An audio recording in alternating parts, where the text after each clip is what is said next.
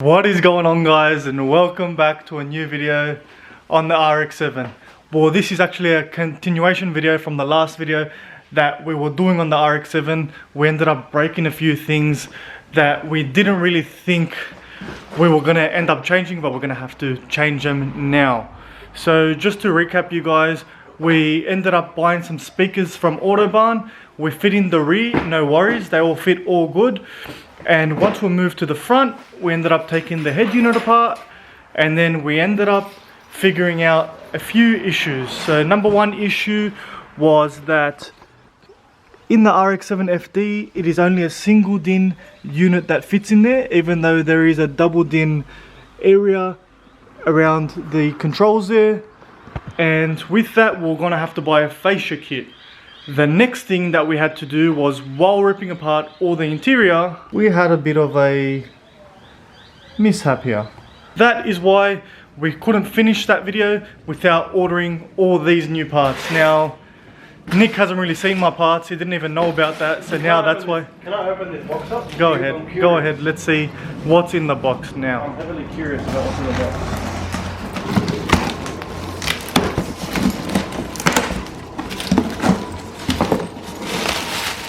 So I didn't even open this box yet. Oh, but it's a new dash. As you can see there, that's a brand new top of the dash from Mazda. So this is a genuine part you can buy, which is pretty cool in my opinion, that you can buy a 30-year-old part brand new from Mazda still. Wow. And let me tell you, it's insane. It looks amazing as it should. I don't even want to touch it. Yep. So we're going to be installing that because our one is cracked, along with a brand new Pioneer head unit, which is a double DIN, and we're going for that flush look, and we'll show you guys how we're going to achieve that, together with this fascia kit here that I'm going to be explaining a bit more in detail to you guys, because this to me was very hard to find.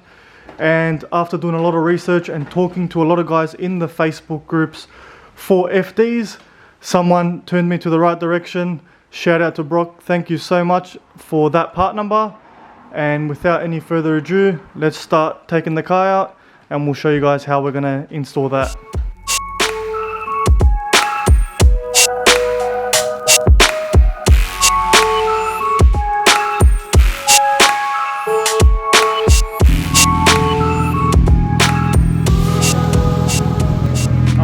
Sitting and it just started. It is a barn find RX7, if you didn't know.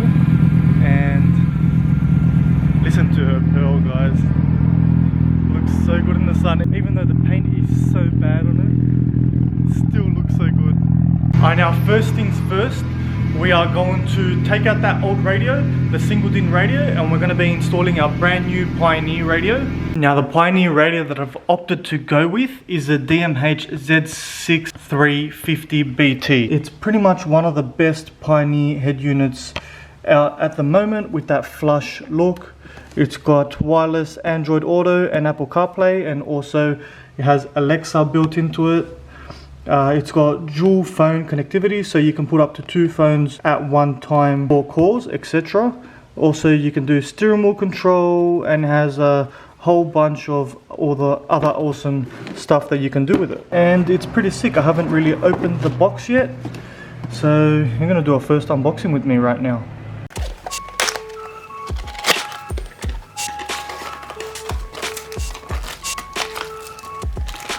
Got a bunch of hardware and stuff, steering wheel control here, microphone. This looks like it's a USB-C to USB converter. So control. Now this is the wiring. Wires. Power wire. This must be the GPS.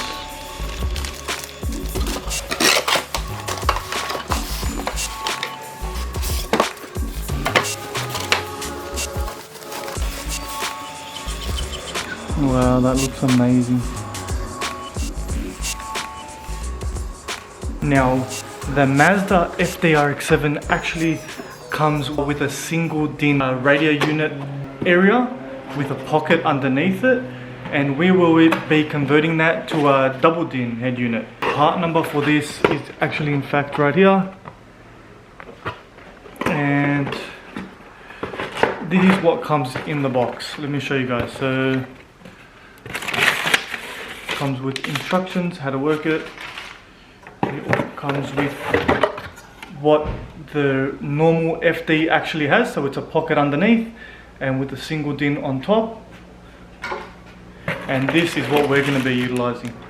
So it's actually a double DIN head unit sort of thing with two brackets on either side to bolt onto the radio that will make it fit in here. Now, as you can see, it does have a rod across the middle. My guess is we are going to have to cut both of those off in order to make this fit, but while we're doing the install in the car, I'll show you guys exactly how we're going to fit that up. But yeah guys, this was so hard to find.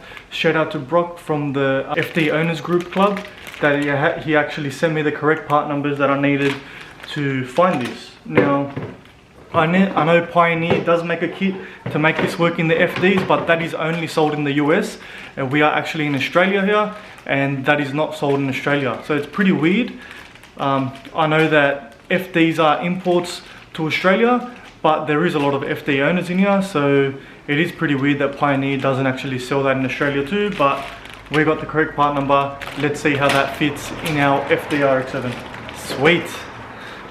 Okay, now here is the interior of the RX7 currently, and this is the single DIN radio that came in the RX7 straight out of Japan. So it is a really old Alpine single DIN unit, and as you can see here, this was the original OEM pocket which sits underneath the radio, and this was the fascia of the single DIN radio.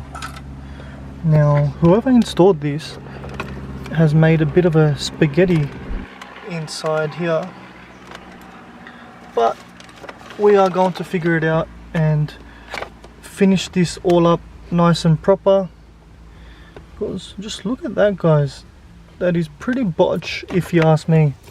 Pretty botch indeed. And that probably explains my antenna going up and down whenever it wants to. But we have our wiring here from the Pioneer unit. We're trying to figure out what is what from their booklet here. Pretty sure we're certain that we know where things go. So we're going to just finish up the wiring now, and we will update you guys once that's all done.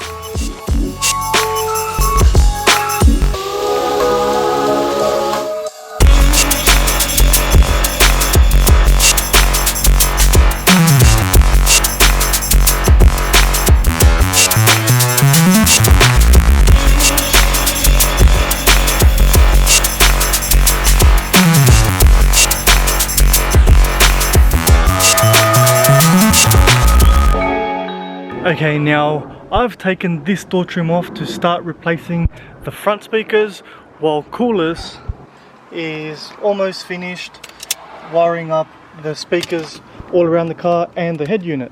Now, this door trim is pretty tricky to come out, but luckily for me, I've taken this on and off a few times. And here's a spare that I looked at just to see where the screws go so I don't break anything. Like last time taking this off, I ended up snapping this piece here. So I bought myself a new one, and I've got a lot of spare parts for FDs guys. So if you want any interior bits like door trims and so on, hit me up in the Instagram DMs and I'll be sure to let you know if I have some for you. That door trim is for sale too guys, so if you're looking for a door trim in the Sydney area, hit me up and that could be yours. In the bin.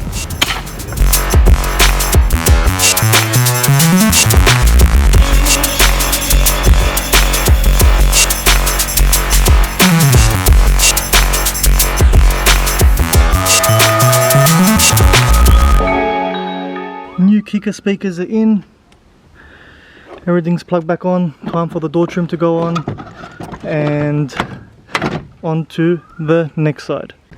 Coolest done his magic. Old botched wiring is out and all new wiring, nice and neat, heat shrinked and soldered.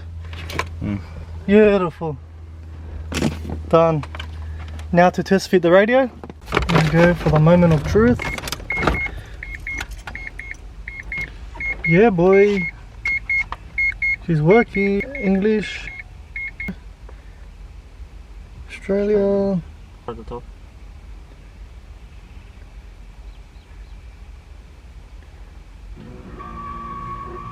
Antennas going up. Eel is calling with red roosters. Beautiful.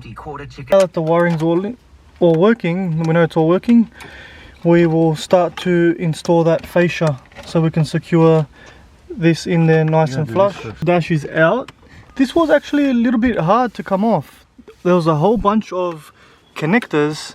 See, there's 1, 2, 3, 4, 5 massive connectors, and there's also this little one here and this globe here. So as soon as all those connectors were unplugged, it came straight out, all one piece, and this is the aftermath. How unfortunate, guys. Look at that. These stuff are so brittle, it just broke in my hand by touching it ever so slightly. And that is why we bought ourselves a brand new Mazda 1, so we don't cop that again. So here is the moment of truth. If this fascia really fits in a FD RX7. Oh, awesome. So that's in there. So now what we're gonna have to do is actually chop that off. You sure? Let's do it. Now you gotta grind that. And now we have a double tin. Let me give it the shoot. Fascia. Let me give it the.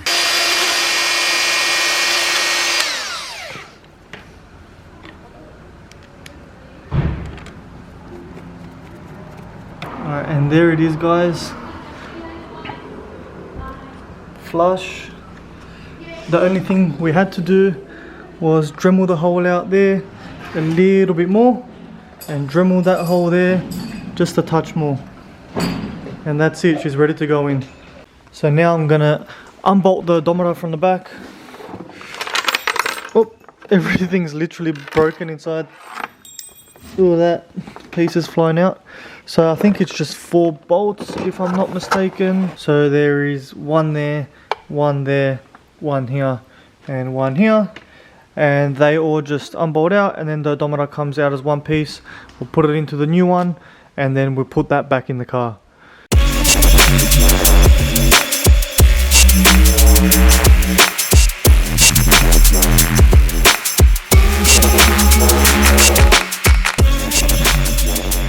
Now we're gonna place this to the side because I want to fix this LCD screen here. So it hasn't been working for a very long time. When I got the car, it was working. It was illuminating with the kilometers and the trip meter, but now it's just suddenly stopped working. So I'm gonna get Coolest to have a look at that for me because he knows a little bit about this sort of stuff and I've got no idea at all. From some research that I've done online, they're saying that there may be a solder that has to be fixed or something like that somewhere here. So I'm just going to get Coolest to have a look at that to confirm if that is the problem. If we can end up fixing it, beautiful, before we put it back onto the new dash meter surround. But if not, then I'm just going to have to go with it anyway until I find another one, because we don't have time to source another one. This tachometer actually looks like it's an Australian model, because the Japanese models I think stop at 180. Anyway, someone correct me if I'm wrong. I'm pretty sure it looks like an Australian model odometer. Nice.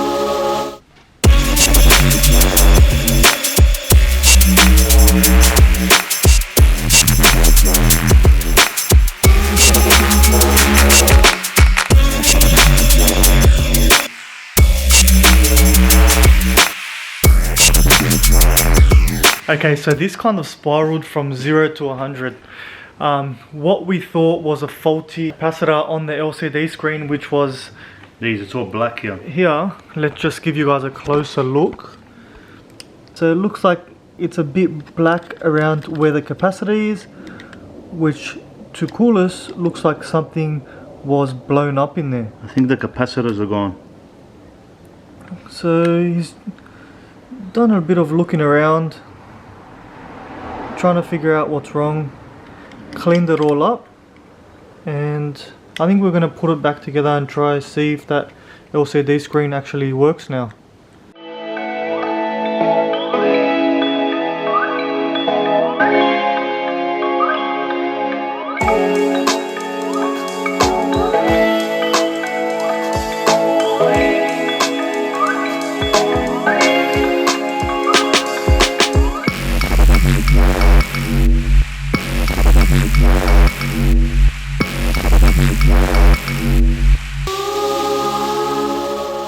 So just to update you guys what we did with the odometer, we ended up pulling it apart and looking at what the go is with the LCD screen down there. Looks like coolers found that there was a blown capacitor at the back, so it looks like I'm going to have to order that whole thing that you saw us take out there. I also tried to clean this plastic, but it is old plastic and it's very hard to clean. I cleaned it as best as I could, inside and out. It's a lot better than what it was, but it's not perfect. So maybe when I take that out again to fix that properly, I'll give this a good clean properly, and I'll do a bit more research how to get that cleaned. But for now, he's cleaned all the contacts up and stuff. A few of these bolts here were loose as well, a few of those screws, so he's tightened all those up as well, and we're just going to plug it back in to the car so we can get it ready for this weekend's meet that we have on. So I'm going to put this back onto that, and then I'm going to put that back onto the car, and then we should be all done.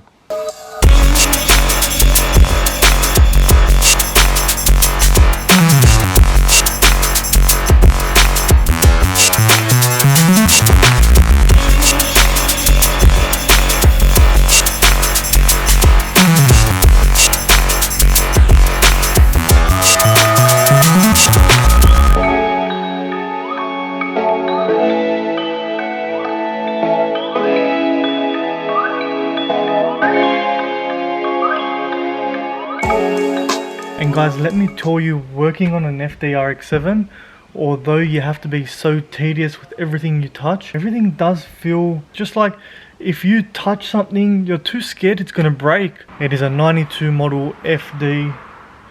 Things are going to go wrong, and we expect those things to go wrong. That's why we're building it slowly. Whatever breaks in our hands, then we're going to start building it from there, guys. And just like that, guys, everything is all in there.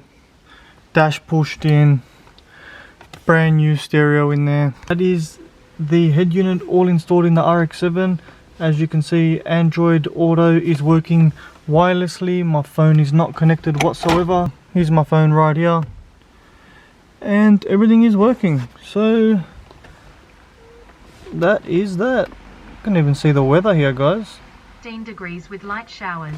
Yeah, Tonight, right. the forecast is for a high of 16 and a low of 11 and partly cloudy. Now that the RX7 is all put together, we're going to make it to our meet. By the time this video comes out, the meet's already going to be over. On Friday the 20th of October, we're having our first ever meet in conjunction with Autobahn. So that's super sick. The guys came on board with us so we can hold a meet at their premises. It's going to be so cool, guys. And by the time this video has come out, we have hit 10,000 subscribers. Guys, I cannot thank you guys enough for showing us all your support, liking our videos, subscribing to us. It feels like we're all a big family now. I'm really feeling it. Whenever I'm going out with our cars, we're seeing a lot of you guys coming up to us and actually noticing us. So a huge thank you to you guys. Without you guys, none of this would be possible. No motivation would be here. Look, it's just me on a Monday night on my own in my garage working on my dream car. Doesn't get better than that, guys. And I hope I give all of you guys the motivation to work on your cars. I know it's frustrating. This was so frustrating, even though the power editing didn't make it seem that it was frustrating. But guys, let me tell you, This has been a tedious couple of days, has just stressed me out so much, but we got it done.